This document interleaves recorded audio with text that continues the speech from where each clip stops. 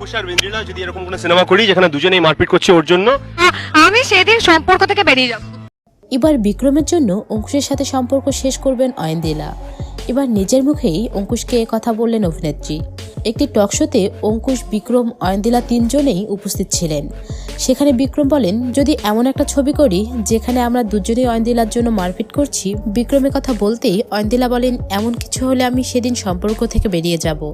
অয়নদিলা এ কথা বলতেই অঙ্কুশের মুখটা দেখার মতো ছিল না এবং অনেকেই এ নিয়ে কমেন্টও করে চলেছেন, যাদের মধ্যে একজন লিখেছেন, অঙ্কুশদা তোমার টাইম ফুরে এসেছে।